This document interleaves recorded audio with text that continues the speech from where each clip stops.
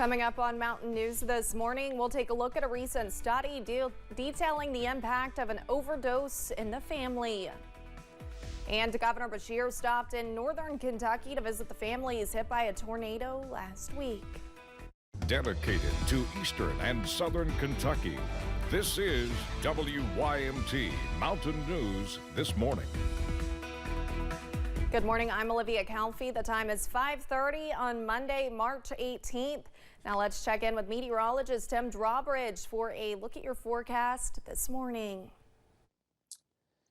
Good morning, Olivia. Good morning, everyone. Just got some clouds streaming above us, but the big thing is the fact that we're cool this morning, sitting in the mid-30s. We'll check out the weather headlines, and you'll be able to notice that indeed that we do have a cold start to the week, and the computer still lagging behind here.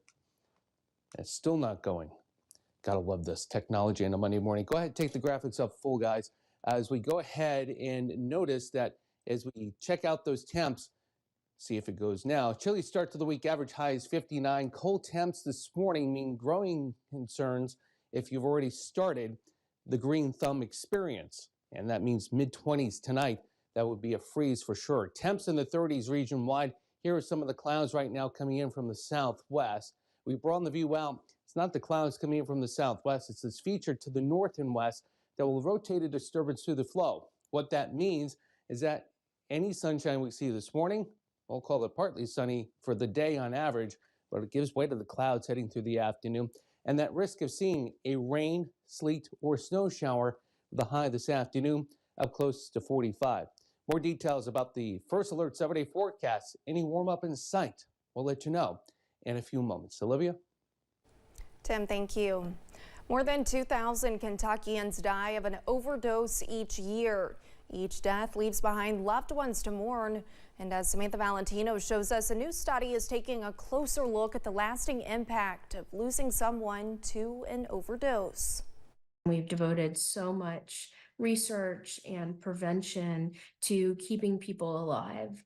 What we haven't done is really looked at the impact of these deaths on people left behind. Julie Sorrell is a licensed psychologist and professor at UK. She's also the co-author of a new RAND study looking at the lasting impact of losing someone to an overdose. The study found that 42% of respondents know someone who has died of an overdose. 13% said their lives were disrupted by the loss. 4% said it had a significant or devastating effect. Those people themselves might be at risk of other negative mental health outcomes or their own overdose or suicidal behavior, things like that.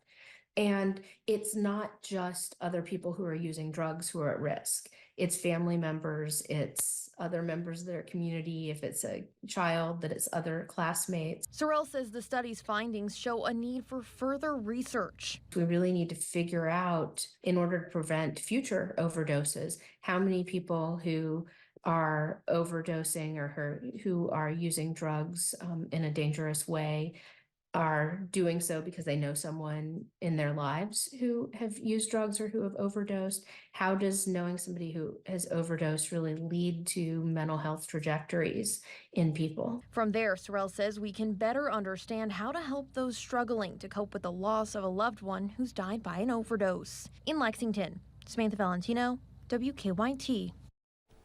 The study also found that people in New England and the South Central region, including Kentucky, were most likely to know someone who died of an overdose. Sunday marked the beginning of National Poison Prevention Week. Kentucky's Poison Control Center is highlighting ways to keep families and children safe. In 2023, 65% of the calls to poison control involved prescriptions, over-the-counter medications, or supplements. Maria Chapman with the Kentucky Poison Control Center of Norton Children's says anything can be poisonous if used in the wrong way or by the wrong person. The best rule of thumb, she says, is to treat over-the-counter medications and vitamins with the same respect you would a prescription. Storing them up and out of reach of children, keeping them in the original child-resistant containers. Even if it's in a blister pack, keep it in the original container so you know what it is you have there. And then just having a system for giving medication to kids. Last year, the center responded to more than 34,000 cases If you ever find yourself in a poisoning emergency, people can call the 24/7 hotline. Norton is hosting a virtual class teaching parents safe storage techniques. With spring officially starting this week, it is important to keep things in your car safe. London Police Public Affairs Officer Hobie Daugherty says more people are out with warmer weather, adding it is important to be safe than sorry by keeping your doors locked and make sure there are no valuables left in the car. No, just in general, just to remain vigilant with your belongings. You know, keep your doors locked and don't have anything valuable left in your vehicle. Because, like I said, with the warmer weather, people are going to be out and about more on foot. Daugherty says to also double check if you are unsure about the status of your vehicle, adding it is important that if you see any suspicious activity to report it. Nearly 2 years after eastern Kentucky's devastating floods, several families are still working to rebuild their lives. Like Tina Johnson of Breathitt County, she says the flood claimed her home on Lost Creek that she shared with her boyfriend. The couple eventually bought a home, but it was also severely damaged from the flood and in need of repairs. That's when Johnson's disaster case manager connected her with Team Rubicon. I am so grateful because I'm tired. I'm exhausted. Our job is to go in there and help them to get them situated and say, look, you're not by yourself. We are here. Several volunteers from Team Rubicon and FEMA were at Johnson's home Saturday, helping to provide the finishing touches she needs to move in. Governor Andy Beshear visited Trimble County Saturday, meeting with those impacted by severe storms that ripped through northern Kentucky and southern Indiana Thursday. Beshear and local leaders got a first look at the damage and rebuilding efforts. State emergency crews were deployed to affected areas for cleanup and power restoration. Many of those efforts also coming from surrounding communities in both Kentucky and across the bridge in Indiana. I think it shows a lot about community and sticking together and just helping each other when these disasters occur, and that's the beauty of our small knit community and coming together. They truly show our faith and our values at times like this.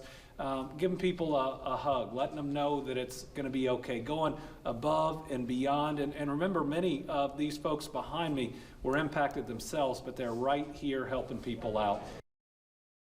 The hardest hit counties in Kentucky were Carroll, Gallatin, and Trimble.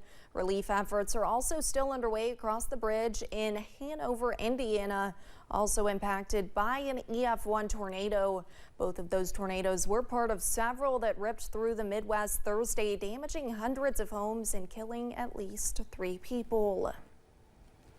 With new updates and a later start date this year, FAFSA applications have the potential to be more stressful this year compared to years past.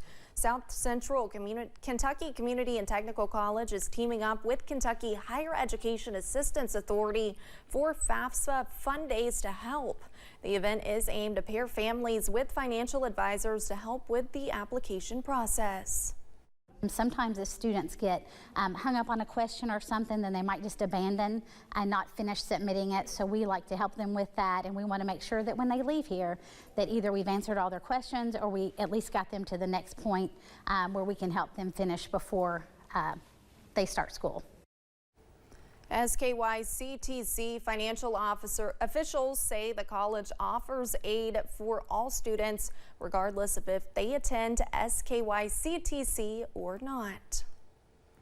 Officials with the London Police Department are gearing up for the second annual Logan Medlock Memorial Bass Fishing Tournament. The tournament is on May 4th at Grove Marina in Corbin. Sergeant Medlock was killed by a drunk driver in 2022. Folks can either donate items, money, or sign up as a fisherman. Public Affairs Officer Hobie Daugherty says this tournament is a way to keep his legacy alive and support his family. At this time, we're still looking for donations to go towards that. All the proceeds will go to the family of fallen officer Sergeant Logan Medlock. And really, it's just about keeping his legacy alive and a part of this community. He was a very big part of the community, was known as a great man here. Darty says you can contact him or visit the police department to sign up or find drop-off locations. You can find more information about the event on WYMT.com. We have several mountain teams hoping for a little luck in the KHSAA Boys Sweet 16 tournament this week. One group of women in Perry County is working to make sure a local team and its student fans are fed on their trip to Rupp Arena. The Perry County Democratic Women's Club got together to create snack kits for the Commodores as they get ready to hit the road on Tuesday.